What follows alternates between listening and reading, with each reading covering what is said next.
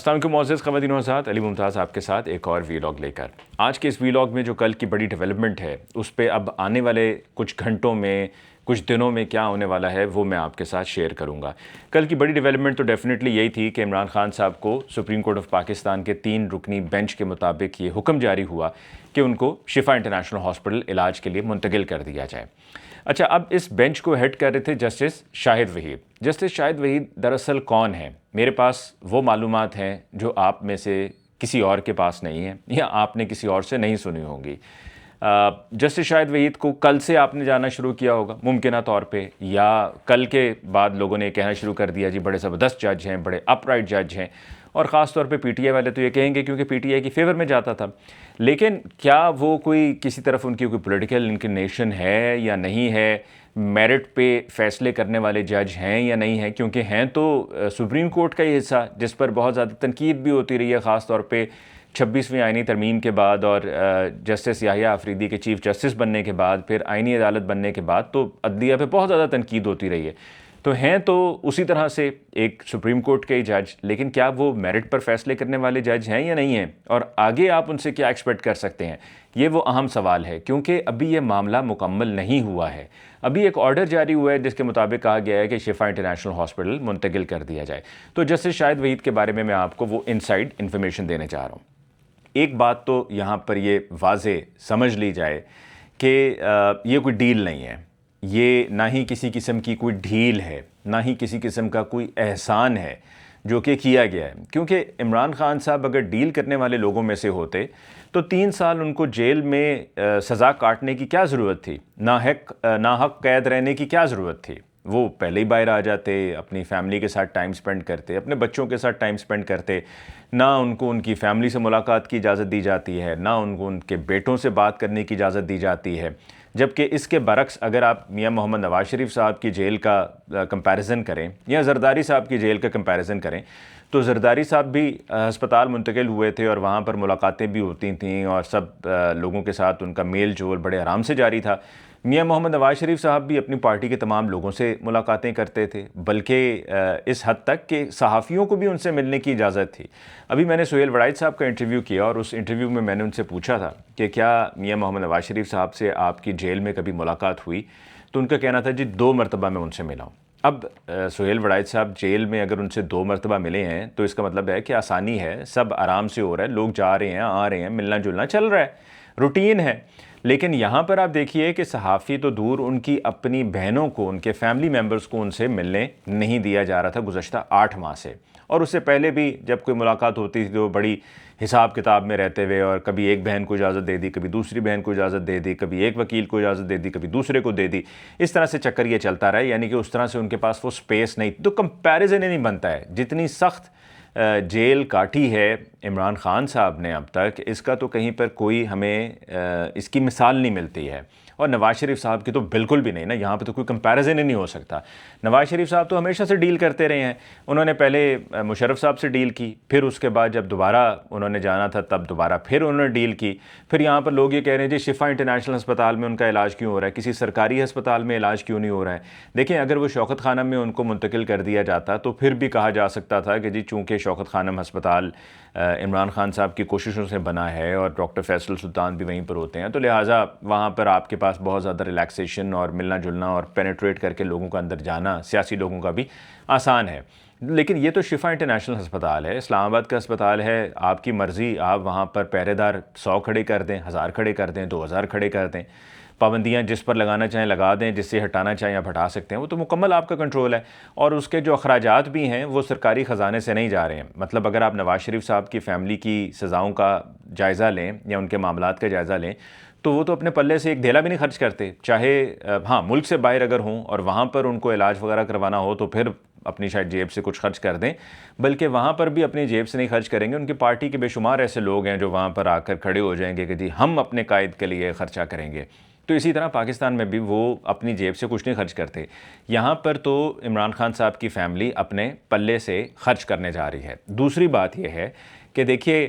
شفا international hospital ایک اچھا معیاری ہسپتال ہے، اس میں علاج جب ہوگا تو فیملی کی تسلی کا ہونا بھی بہت ضروری ہے۔ آپ بھی یہی چاہیں گے, سرکار میرا خیال میں یہی چاہے گی نا کہ بعد میں یہ نہ کہا جائے, انگلیاں نہ اشارے نہ کیے جائیں کہ جی کہا جائے کہ جی یہ تو سرکاری ہسپتال تھا اور وہاں پر علاج ٹھیک سے نہیں ہوا, اور یہ جو رپورٹیں بھی بنا رہے ہیں رپورٹیں ٹھیک نہیں بنا رہے ہیں. تو ایٹ لیسٹ ایک معیاری ہسپتال ہے شفا انٹرنیشنل ہاسپٹل, وہاں پر منتقل کیا گیا ہے اور فیملی اس کے ایکسپینسز اٹھائے گی. اور نواز شریف صاحب تو اگر آپ علاج کی بات کریں تو وہ تو یہاں سے لندن چلے گئے تھے نا. کہا جاتا ہے نا کہ جی وہ تو دیکھیں سرکاری اسپتال میں سروسز میں نہیں. آپ دیکھیں کہ وہ اسٹیمپ پیپر کی گارنٹی دینے کے بعد جو کہ شہباز شریف صاحب نے دی, اور اس گارنٹی پہ وہ واپس بھی نہیں آئے, اور پھر شہباز شریف صاحب دیکھیں نا ماشاءاللہ کیا کمال سلسلہ چلتا رہا کہ اس کے بعد وہ وزیر اعظم بھی بن گئے. مطلب جس بندے نے گارنٹی دی اور کہا کہ وہ واپس آئیں گے اور وہ واپس نہیں آئے, یعنی کہ اس بندے کو تو گرفتار ہو کر اندر ہونا چاہیے تھا. تو نہ یہ کہ وہ اندر ہوتا, وہ تو وزیر اعظم بن گئے اور وہ آرام سے اطمینان سے لندن چلے گئے. تو وہ تو لندن گئے, آپ یہاں پر کیا کمپیریزنس کر رہے ہیں. دوسرا, اعظم نذیر طارڑ صاحب فیلڈ منسٹر ہیں فار لاء, ان کی طرف سے کہا گیا ہے کہ جی ہم اس پہ نظر ثانی فائل کریں گے اور جو بھی کچھ ہوگا وہ جیل مینول کے مطابق ہوگا. تو بھائی مجھے صرف اتنا سمجھا دیجئے کہ کیا جیل مینول میں یہ شامل نہیں ہے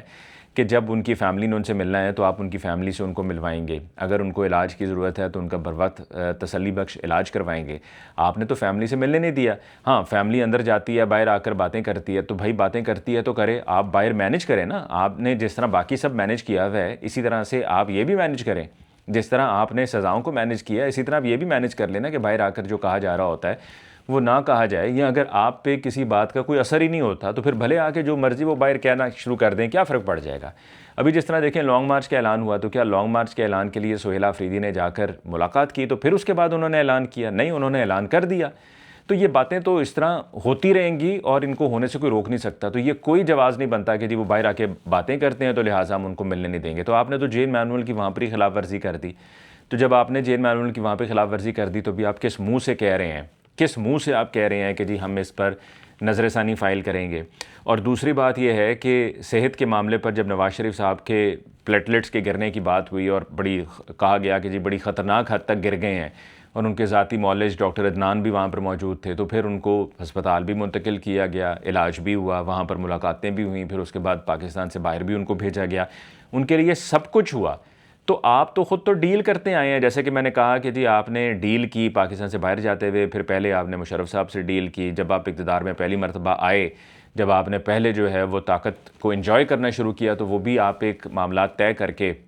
اور جنرل ضیاء الحق کی مدد سے آپ آئے تھے. تو آپ کی تو ساری سیاست اور ساری زندگی جو ہے وہ آ کر اس پہ رکتی ہے, اور دوسری طرف وہ آدمی ہے. اور ہاں یہاں پر میں یہ بات بھی ایڈ کر دوں کہ جب نواز شریف صاحب بھی جیل میں تھے تو اس وقت شہباز شریف صاحب کے انٹرویو نشر ہوتے تھے, شہباز شریف صاحب کی ملاقاتیں بھی ہوتی تھیں, سب چیزیں چل رہی ہوتی تھیں ان کی, مطلب سب اچھے کی رپورٹ تھی ان کے اینڈ پر. تو یہاں پر کون ہے؟ یہاں پر تو کوئی ان کا بھائی نہیں ہے یا ان کا کوئی بیٹا نہیں ہے کہ جو آئے گا. بہنیں ہیں تو بہنیں تو سیاست میں نہیں ہیں, وہ تو صرف اپنے بھائی کے لیے,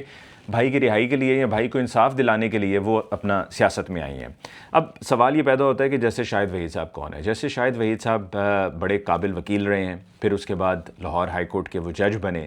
وہاں پر بھی وہ میرٹ پر فیصلے کرتے رہے اور بڑے ہائی مورل گراؤنڈز پہ کام کرنے والے آدمی ہیں. ایتھکس کے اوپر کوئی کمپرومائز نہیں کرتے, اپنی پروفیشنل انٹیگریٹی کے اوپر کسی قسم کا کوئی سمجھوتا نہیں کرتے ہیں. یہ سب ان کے وہ پلس پوائنٹس ہیں جس کے بارے میں آپ نہیں جانتے ہوں گے, اور میں آپ کو وثوق سے بتا رہا ہوں. اور ایک اور ایسی بات کرنے جا رہا ہوں مثال کے ساتھ کہ جو آپ نے اس سے پہلے نہیں سنی ہوگی, وہ بات ذرا توجہ سے سنیے گا کہ شاہد وحید صاحب کہ یہ مثال ساری کہانی کھول کے رکھ دیتی ہے. جو کل یہ کہہ رہے ہیں نا کہ جی یہ کوئی ڈیل ہے یا معاملہ اس طرح کا طے ہوا, کچھ طے نہیں ہوا ہے.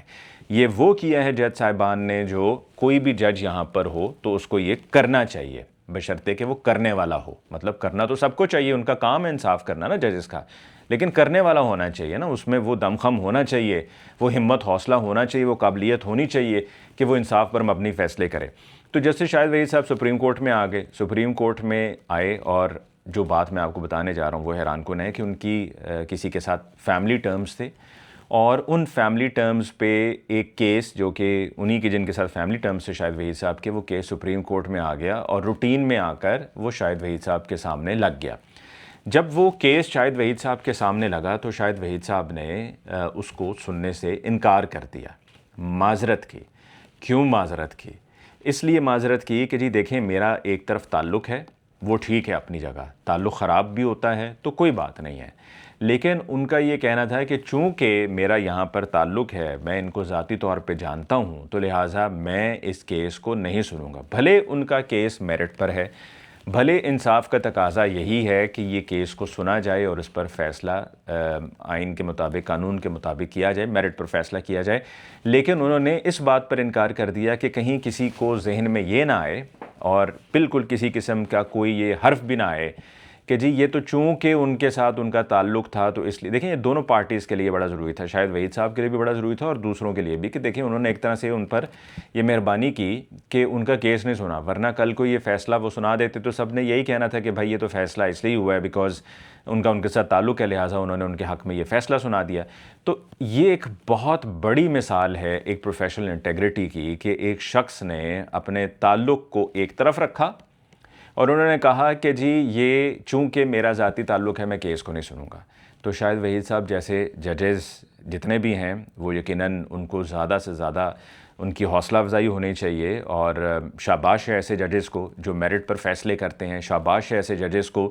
جو انصاف کو مد نظر رکھتے ہیں، وہ انصاف پر مبنی فیصلے کرتے ہیں، نہ کہ یہ کہ سامنے کون آ کر وکیل کھڑا ہو جاتا ہے اور وکیل اپنا ایک پریشر ڈالنا شروع کر دیتا ہے کہ جی میں بار سے ہوں یا میں فلاں ہوں یا میں ڈھمکان ہوں، اور اس کی بیس پر یا ان کا جج صاحب کے ساتھ تعلق ہے تو اس کی بنیاد پہ وہ فیصلے کروانے کی کوشش کرتے ہیں۔ ایسے ججز کی ہمیں نہیں ضرورت، ہمیں ایسے ججز کی ضرورت ہے جو انصاف میں مبنی فیصلے کریں، جو میرٹ پر بات کریں، جو بات سچ کی ہے، حق کی ہے، اس پر وہ اس کی تائید کریں اور اس کے اوپر وہ ان کا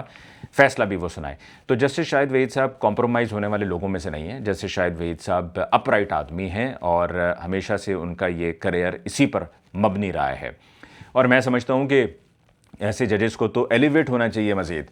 بلکہ میں سمجھتا ہوں شاید وحید صاحب کو تو چیف جسٹس آف پاکستان کی کرسی پہ لا کر، جب سینیورٹی وغیرہ تو معاملہ ختم ہو گیا نا، تو میں تو کہتا ہوں ان کو لا کر ابھی سے بٹھا دینا چاہیے اس طرح کے ججز کو۔ اور پاکستان مسلم لیگ نون کے جو کچھ ایسے ہمارے صحافی دوست ہیں جو سپورٹ کرتے ہیں انہیں بہت زیادہ، ضرور سپورٹ کریں، کوئی اس میں حرج نہیں ہے۔ اگر آپ کو لگتا ہے کہ وہ ٹھیک ہیں تو آپ ان کو ان کی ٹھیک بات کو ٹھیک کہیں، ان کی غلط بات کو غلط کہیں، لیکن کل یہ جب آرڈر جاری ہوا نا تو مرچیں ہر طرف لگیں، صرف پی ایم ایل این کو مرچیں نہیں لگیں، بلکہ جو صحافی پی ایم ایل این کو سپورٹ کرتے ہیں ان کو بھی شدید قسم کی مرچیں لگیں، اور اتنی مرچیں لگیں کہ انہوں نے کہا کہ جی یہ تو شفا انٹرنیشنل میں شفٹ کرنے کا تو آرڈر ہی نہیں جاری ہوا، جبکہ صاف لکھا ہوا تھا کہ نہ صرف یہ کہ شفا انٹرنیشنل میں 2 دن کے اندر شفٹ کیا جائے، بلکہ کہا گیا ہے کہ جی شفا انٹرنیشنل ہسپتال میں ایک بورڈ بنایا جائے گورنمنٹ کے ساتھ کوارڈینیشن میں، اور اس میں یہ ڈاکٹرز ہوں، اور پھر ساتھ میں کہا گیا کہ ڈاکٹر فیصل سلطان اور ڈاکٹر عظمیٰ جو بہن ہیں عمران خان صاحب کی، وہ بھی ان کے ساتھ کوارڈینیشن میں رہیں گی، اور جو ان کا ایگزامینیشن وغیرہ ہے اس کے حوالے سے ان کو مکمل آگاہ رکھا جائے گا۔ یہ بھی کہا گیا کہ جی ہفتے میں 1 دفعہ فیملی سے ملاقات بھی کروائی جائے، یہ بھی کہا گیا کہ جی ہفتے میں 2 مرتبہ بچوں سے بات بھی کروائی جائے۔ یہ سپریم کورٹ آف پاکستان کے آرڈر میں سب لکھا ہوا ہے۔ اب ایز آئی اسپیک ابھی تک اطلاعات یہی ہیں کہ عمران خان صاحب کو جیل سے ہسپتال منتقل نہیں کیا گیا ہے۔ میں نے کل یہ ٹویٹ بھی کیا ہے، اور میں ابھی بھی سمجھتا ہوں کہ جی دیکھیے یہ فیصلہ یا یہ آرڈر آ جانا اپنی جگہ، لیکن جو سب سے بڑا مسئلہ ہے وہ یہ ہے کہ سپریم کورٹ کے احکامات پر عمل درآمد نہیں ہوتا رہا ہے، اور اس معاملے میں بھی لگ رہا ہے کہ عمل درآمد اگر ہوا تو بہت بڑی بات ہوگی، یہ بہت بڑی چینج اور تبدیلی ہوگی اگر یہ عمل درآمد ہو گیا، کیونکہ اس سے پہلے آپ دیکھیں کہ مخصوص نشستوں کا جو فیصلہ تھا اس پر عمل درآمد نہیں ہوا۔ اس سے پیچھے ہم چلے جاتے ہیں کہ جب پنجاب اسمبلی اور کے پی کے اسمبلی کو پی ٹی آئی نے ڈیزالو کیا اور اس کے بعد 90 روز میں انتخابات ہونے تھے، تو وہ انتخابات بھی نہیں کروائے گئے۔ 2023 میں یہ انتخابات ہونے تھے، 90 روز میں ہونے تھے، کے پی کے میں اور پنجاب اسمبلی میں۔ آئین یہی کہتا ہے، حکم بھی جاری ہو گیا سپریم کورٹ آف پاکستان کی طرف سے، اس حکم نامے کو کنٹروورشل بنایا گیا، اس پر بھی عمل درآمد نہیں ہوا، اور طرح کے ادھر ادھر کے بہانے بنائے جاتے رہے کہ جی ہمارے پاس فنڈز نہیں ہیں، سیکورٹی کے ایشوز ہیں، وغیرہ وغیرہ وغیرہ۔ تو اس پر بھی عمل درآمد نہیں ہوا، مخصوص نشستوں کے معاملے پہ بھی عمل درآمد نہیں ہوا۔ ہاں عمل درآمد ہوا تو کس پہ ہوا؟ بلے کا انتخابی نشان لے لو، اس پر عمل درآمد ہو گیا۔ سویلینز کے جو کیسز ہیں وہ جا کر دوسری عدالت میں سنے جائیں گے، اس پر عمل درآمد ہو گیا۔ یہ اس طرح کی چیزوں کے اوپر عمل درآمد ہو جاتا رہا ہے، لیکن جہاں تک بات ہے، جب بھی پی ٹی آئی کو ریلیف ملا ہے، پی ٹی آئی کے کسی نمائندے کو ریلیف ملا ہے، پی ٹی آئی کی لیڈرشپ کو ریلیف ملا ہے،